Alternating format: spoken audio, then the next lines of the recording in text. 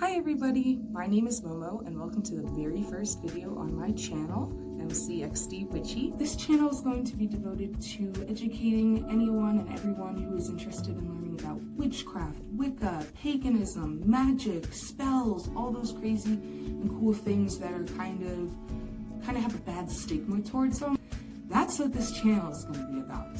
This video, however, I want to be more about you guys getting to know me a little. So when I start making more videos about educational things, we kind of have a bit of a relationship. You're not just listening to some random person. You know who I am and my opinions and kind of how I practice a little.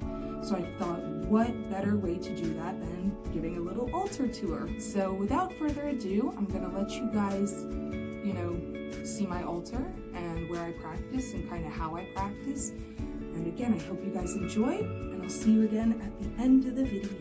One quick note I want to make though is that the lighting in here is not going to be the best. My room is kind of cave-like. It's facing westward, so I don't get very much sun exposure until the end of the day when the sun is going down and getting dark anyway. The last thing that sucks is my altar is in the corner of the room, so it's in a dark spot anyway. Bear with me, I'm either gonna have it be really dark or the flash will be on and it'll be super overexposed, so enjoy!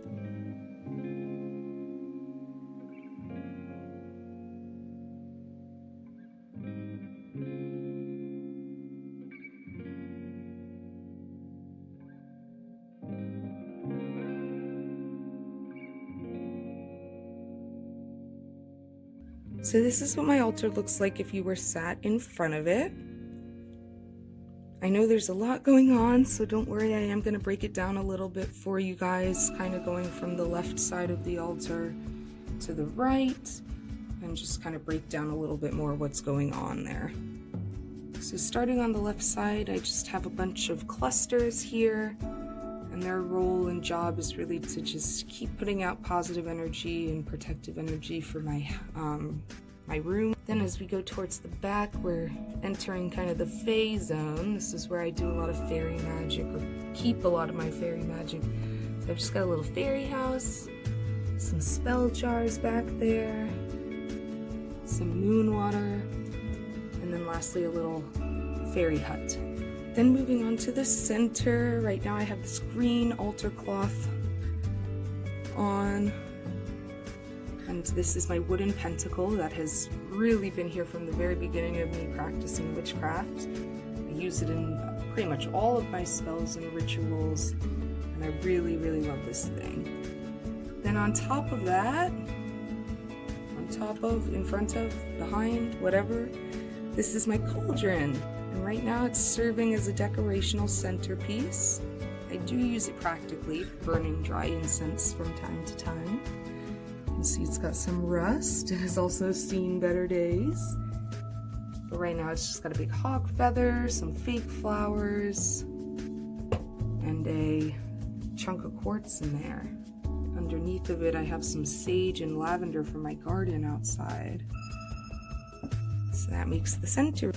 Then finally here on the right, I have some more spell jars. These ones down here are more for the Fae, little Fae jars.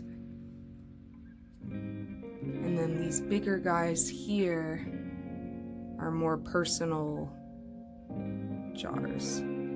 I also have this row here of other clusters and geodes that I've collected. And that pretty much is it. My altar does change from time to time with the seasons and if I'm getting bored of the setup. But this is what it looks like right now.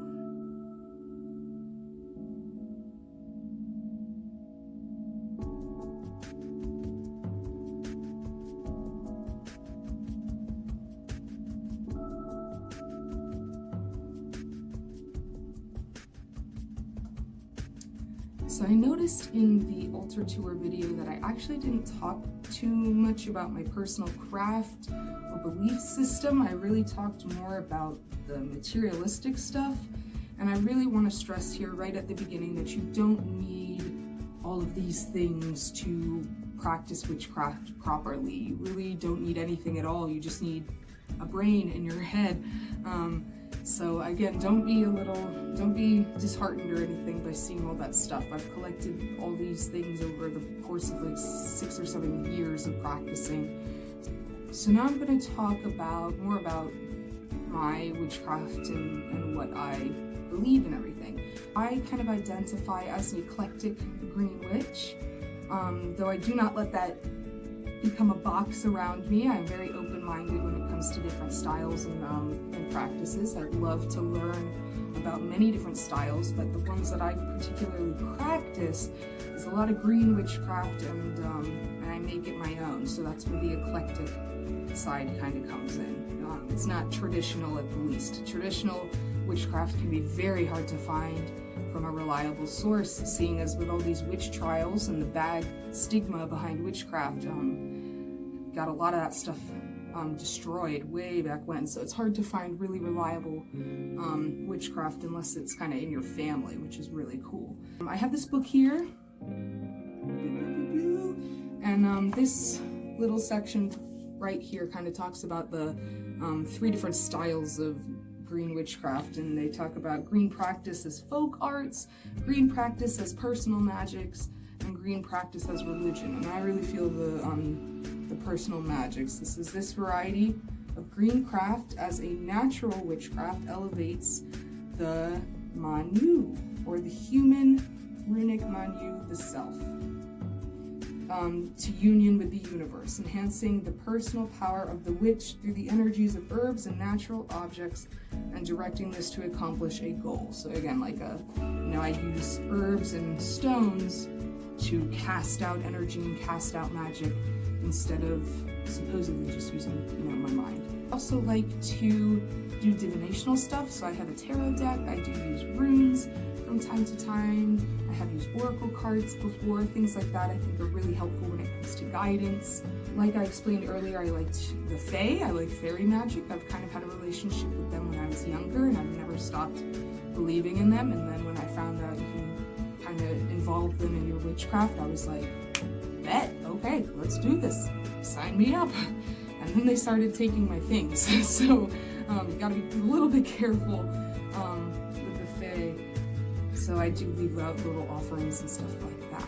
When it comes down to very spiritual beliefs or religious beliefs, that's where I'm still a little more open-minded. I grew up in a Unitarian Universalist household, so they are very open to, my parents are very open to me finding my true calling. I never had a religion kind of shoved down my throat. I was all just very, this is about you and your journey, which I really, really appreciate. Thank you, Mom and Dad. Right now, I kind of have a belief system in what I call the One, and the One is this big deity, this big beautiful power, but because we are all individual and different, that being will show themselves differently to others. So, Jesus and Buddha and Allah and, all the different deities that aren't coming to my head right now are all one, where they're all from one being, one form, and they just show themselves individually to us as individuals.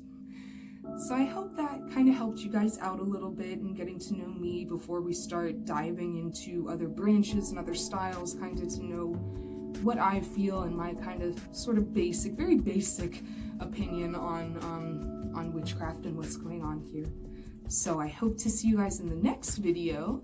I really hope you enjoyed this one. Don't be scared to leave a comment sharing your opinions on whether you liked it, what you would like to know, any requests for videos, anything like that. This is very brand new to me, and we are all in this together. So I hope you guys have a wonderfully blessed rest of your day, evening, night, whatever. And again, I hope to see you in the next video. Toodles!